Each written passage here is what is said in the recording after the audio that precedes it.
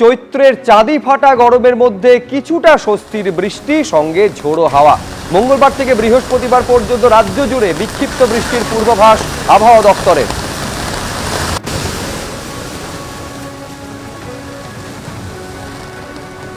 আমি সরাসরি কথা বলবো, আমাদের প্রতিনিধি অরিত্রিক ভট্টাচার্য রয়েছেন। অরিত্রিক, এখনো পর্যন্ত বৃষ্টি হচ্ছে, সেটা দেখেই বোঝা যাচ্ছে।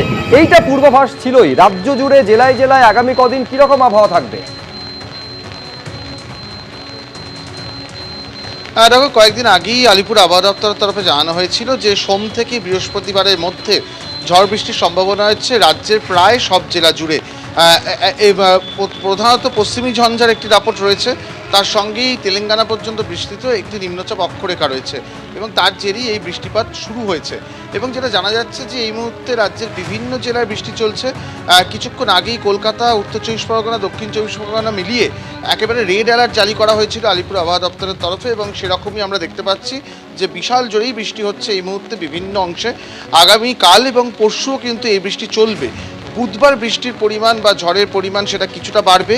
এক এক দিন এক একটি জেলার ক্ষেত্রে বেশি প্রাবল্য থাকবে এমনটা বলা হচ্ছে।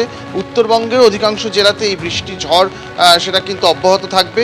বৃহস্পতিবারের পর থেকে কিছুটা পরিস্থিতি বদলাবে এবং শুক্রবার থেকে বৃষ্টির দাপট একেবারেই কমে আসবে। বৃহস্পতিবারই অনেকটা কমে আসবে, শুক্রবার থেকে প্রায় বৃষ্টি হবে না বললেই চলে। তবে বৃষ্টির সঙ্গে যেটা তুমি বলছিলে যে চৈত্রের যে গরম, সেই তাপদাহর মতন পরিস্থিতি তৈরি হচ্ছিল, ঘর্মাক্ত পরিস্থিতি তৈরি হচ্ছিল, সেই জায়গা থেকে কিছুটা মুক্তি আপাতত বৃহস্পতিবার পর্যন্ত মিলবে এমনটাই আলিপুর আবহাওয়া দপ্তর বলছে। সর্বোচ্চ এবং সর্বনিম্ন তাপমাত্রা সবটাই কিন্তু এখনকার থেকে 2-3 ডিগ্রি নেমে যেতে পারে অধিকাংশ জেলাতে, এমনটাই পূর্বাভাস। তারপর শুক্রবার থেকে বৃষ্টি থেমে যাওয়ার পর আবারও ধাপে ধাপে তাপমাত্রা বাড়বে এমনটাই জানাচ্ছে আলিপুর আবহাওয়া দপ্তর। ধন্যবাদ অরিত্রিক।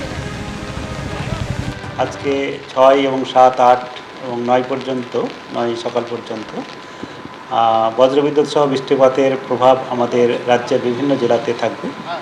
তার মধ্যে আগামী 24 ঘন্টায় যেটা বলা হয়েছে তাতে পুরুলিয়া, বাঁকুড়া, ঝাড়গ্রাম, পূর্ব পশ্চিম মেদিনীপুর, হাওড়া এইসব জেলাতে বজ্রবিদ্যুৎ সহ বৃষ্টিপাত, তার সঙ্গে দমকা হাওয়া যাওয়ার সম্ভাবনা রয়েছে। আর বাকি জেলাগুলোতেও বজ্রবিদ্যুৎ সহ বৃষ্টিপাত হওয়ার সম্ভাবনা রয়েছে, তবে দমকা হওয়া কিছুটা কম হতে পারে, 40 থেকে 50 কিলোমিটার পর্যন্ত বলা হয়েছে। শিলাবৃষ্টিও সম্ভাবনা রয়েছে ঝাড়গ্রাম এবং পশ্চিম মেদিনীপুর জেলাতে। আর সব জেলাতেই, দক্ষিণবঙ্গের সব জেলাতেই অনেক জায়গাতেই হালকা থেকে মাঝারি বৃষ্টিপাত, অনেক জায়গাতেই হালকা থেকে মাঝারি বৃষ্টিপাত বজ্রবিদ্যুৎ সহ হওয়ার সম্ভাবনা থাকছে। উত্তরবঙ্গের ক্ষেত্রে যেটা বলা হয়েছে, উত্তরবঙ্গেতেও অনেক জায়গাতেই হালকা থেকে মাঝারি বৃষ্টিপাত, বজ্রবিদ্যুৎ সহ এবং দমকা হাওয়া 30 থেকে 40 হওয়ার সম্ভাবনা থাকছে। আগামীকালও আমাদের বজ্রবিদ্যুৎ সহ বৃষ্টিপাতের সম্ভাবনা রয়েছে, তবে আগামীকাল দমকা হওয়ার প্রভাবটা কম থাকতে পারে। মোথাবাড়ির ঘটনা আজকে একদিকে যেমন কড়া পর্যবেক্ষণ সুপ্রিম কোর্টের, একই সঙ্গে এনআইএ কে এই ঘটনা তদন্তভার আজকে দিয়েছে সর্বোচ্চ আদালত। আর এই নিয়েই কথা বলবো এই মুহূর্তে নিউজ রুমে আমাদের সঙ্গে রয়েছেন প্রতিনিধি অতনু হালদার। অতনু, এর আগের দিনে আমরা দেখেছিলাম সর্বোচ্চ আদালত জানিয়ে দিয়েছিল যে কারা তদন্ত করবে সেই সিদ্ধান্ত নেবে নির্বাচন কমিশন। প্রাথমিক পর্যায়ে এনআইএ তদন্ত করে, রিপোর্ট পেশ হয় এবং তারপরে আজকে একেবারে তদন্তভার এনআইএ কে দিয়ে দেওয়া হলো।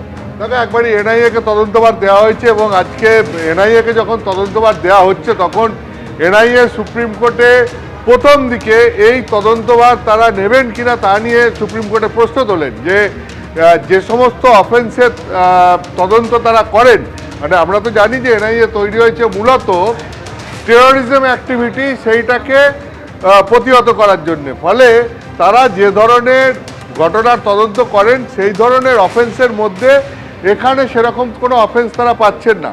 তাতে সুপ্রিম কোর্ট বলে যে আমরা বললে তো কোনো অসুবিধে নেই, অর্থাৎ সুপ্রিম কোর্ট নির্দেশ দিলে কোনো অসুবিধে নেই, সেক্ষেত্রে সুপ্রিম কোর্টের নির্দেশে এনআইএ তদন্ত করতে পারবে। তখন এনআইএ এই তদন্তভার তুলে নেয় এবং সুপ্রিম কোর্ট এখানে বলার ক্ষেত্রে যেটা অত্যন্ত গুরুত্বপূর্ণ যে যাদেরকে গ্রেপ্তার করেছে রাজ্য পুলিশ এই মামলার, প্রত্যেককে জুডিশিয়াল কাস্টাডিতে পাঠিয়ে দিতে হবে এবং তারপর এনআইএ সেখান থেকে তাদেরকে নিজেদের কাস্টাডিতে নেওয়ার জন্য আবেদন জানাবে। অর্থাৎ রাজ্য পুলিশের হাতে আর কিচ্ছু থাকবে না। শুধু তাই নয়, রাজ্য পুলিশকে সমস্ত তথ্য, নথি, প্রমাণ, কেস ডায়েরি, যাবতীয় এফআইআর, মোট 12টা এফআইআর, সমস্ত কিছু এনআইএ কে হ্যান্ড ওভার করে দিতে হবে এবং এনআইএ প্রয়োজন বোধ করলে পরে তারা নিজেরা আবার নতুন করে এফআইআর করবে। তার কারণ তুমি জানো, এই মালদার পাশের জেলা মুর্শিদাবাদই কয়েকদিন আগে বেলডাঙ্গাতে ঘটে যাওয়া একটা অশান্তির ঘটনায় এনআইএ তদন্তের নির্দেশ দেয় কলকাতা হাইকোর্ট, এবং তারপরেও রীতিমতো টালবাহানা করে রাজ্য সরকার, রাজ্য পুলিশ প্রশাসন এনআইএর হাতে তথ্য প্রমাণ তুলে দিতে। শেষ পর্যন্ত সুপ্রিম কোর্টের হস্তক্ষেপে আবার সমস্ত তথ্য প্রমাণ নথিপত্র সব এনআইএর হাতে হ্যান্ডওভার করে রাজ্য পুলিশ প্রশাসন। ফলে আজকে প্রথম থেকেই সুপ্রিম কোর্ট নির্দেশ দিয়ে দেয় যে যাবতীয় তথ্য প্রমাণ নথিপত্র সব রাজ্য পুলিশকে তুলে দিতে হবে এনআইএর হাতে। তো এটা তো গেল একটা দিক। এবারে আমি আসছি যে এনআইএ তদন্ত কেন দিল সুপ্রিম কোর্ট। সুপ্রিম কোর্ট তার অবজারভেশনে বলছে যে এখানে যেহেতু মূল অভিযোগটা হচ্ছে স্থানীয় পুলিশ এবং রাজ্য প্রশাসনের বিরুদ্ধে, সেই কারণে এনআইএকে দিয়ে এটা তদন্ত করানোর সিদ্ধান্ত সুপ্রিম কোর্ট দিচ্ছে। এবং শুধু তাই নয়, সুপ্রিম কোর্ট বলছে যে ঘটনা ঘটেছে, সুপ্রিম কোর্টের পর্যবেক্ষণ যে এটা মোটিভেটেড, এটা প্রি প্ল্যান্ড এবং ডিপলি ইনস্টিগেটিভ, অর্থাৎ যে এটা যেভাবে ঘটনা ঘটেছে পূর্ব পরিকল্পনা অনুযায়ী এবং এর শিকড় অনেক গভীরে, এই ষড়যন্ত্রের শিকড় অনেক গভীরে, এটা সুপ্রিম কোর্ট তার পর্যবেক্ষণে বলছে। তোমার মনে আছে নিশ্চয়ই যে এর আগের দিন যখন মামলা হয়েছিল সুপ্রিম কোর্টে, তখনই সুপ্রিম কোর্ট বলেছিল যে এটা ক্যালকুলেটেড, ওয়েল প্ল্যান্ড এবং ডেলিভারেট অ্যাক্ট। এবং আজকেও সুপ্রিম কোর্ট বলল যে এটা একদম পূর্ব পরিকল্পিত এবং এর শিকড় অনেক গভীরে। সেই কারণে সুপ্রিম কোর্ট মনে করছে যে এই ষড়যন্ত্রের পেছনে কারা রয়েছে, কারা ঘটালো, কিভাবে ঘটলো, এটা কেন ঘটলো, এই সমস্ত কিছু বেরিয়ে আসুক। এবং একই সঙ্গে রাজ্য পুলিশ প্রশাসনের কেন এত দেরি হলো এই জুডিশিয়াল অফিসারদেরকে ঘেরাও মুক্ত করতে, সেটাও এনআইএ তদন্তের মাধ্যমে বেরিয়ে আসুক।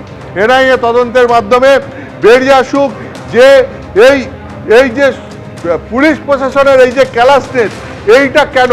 কারণ সুপ্রিম কোর্ট মনে করছে যে এটা পুলিশ প্রশাসনের ব্যর্থতার জন্যই জুডিশিয়াল অফিসারদেরকে এই সিচুয়েশনের মধ্যে পড়তে হয়েছে।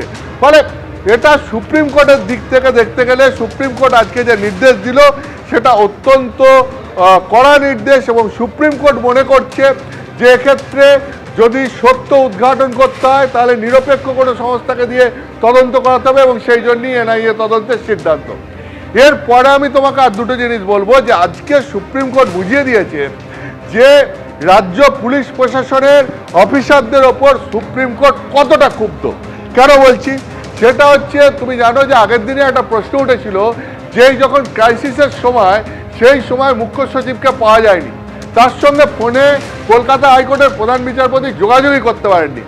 আজকে সেই প্রসঙ্গে ওঠে এবং অনলাইনেও হাজির ছিলেন সুপ্রিম কোর্টের এই প্রধান বিচারপতির এজলাইসে অনলাইনে হাজির ছিলেন মুখ্য সচিব। সেখানে মুখ্য সচিবকে জিজ্ঞাসা করা হয় যে আপনি, মানে বিচারপতি জয়মাল্য বাগচি বলেন যে আপনি যে নম্বর দিয়েছেন সেটা বেশিরভাগ সময় বন্ধ থাকে। তাতে মুখ্য সচিব বলেন যে না, আমি একটা নম্বর দিয়েছি, সেই নম্বরটা খুব সুরক্ষিত।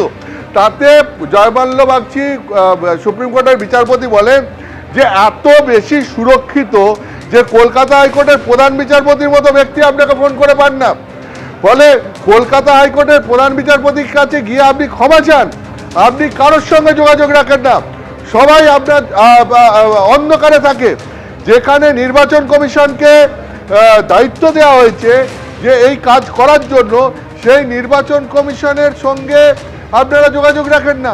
আর এই বিচ্ছিন্নতা, যোগাযোগ বিচ্ছিন্নতার কারণেই এই বিপুল পরিমাণ জটিলতা ও বিশৃঙ্খলা তৈরি করেছে। মানে এখানে তিনি বিশ্বাসযোগ্যতা নিয়ে প্রশ্ন তুলেছেন এবং বলেছেন যে আমরা কি এটা ধরে নেব রাজ্য রাজনীতির রাজ্যের সচিব পর্যায়ে প্রবেশ করেছে, অর্থাৎ সেক্রেটারিয়েট, স্টেট সেক্রেটারিয়েট, যার মধ্যে রাজনীতি থাকা উচিত নয়, যারা প্রশাসনকে চালায়। আজকে সুপ্রিম কোর্ট এই প্রশ্ন করছে যে আমরা কি ধরে নেব যে রাজ্য রাজনীতিও এই স্টেট সেক্রেটারিয়েটের মধ্যে প্রবেশ করেছে। ঠিক একইভাবে এখানে যেরকম প্রশাসনের ভূমিকা নিয়ে প্রশ্ন তোলা হয়েছে, ঠিক একইভাবে আমি তোমাকে বলছি পুলিশের ভূমিকা নিয়েও প্রশ্ন তোলা হয়েছে। তার কারণ সুপ্রিম কোর্ট মনে করছে যে এই পুলিশ যদি আরও আগে ব্যবস্থা নিত, লোকাল পুলিশ যদি সঠিক সময়ে অ্যাক্টিভ হতো, তাহলে পরে এই ঘটনা অ্যাভয়েড করা যেত। তো এইটা হচ্ছে আজকে মূলত সুপ্রিম কোর্টের পর্যবেক্ষণ এবং রায়, যে কারণে সুপ্রিম কোর্ট এই ঘটনায় এনআইএ তদন্তের নির্দেশ দিল। একেবারেই সঙ্গে থাকা অতনু। এবিপি আনন্দ এগিয়ে থাকে, এগিয়ে রাখে।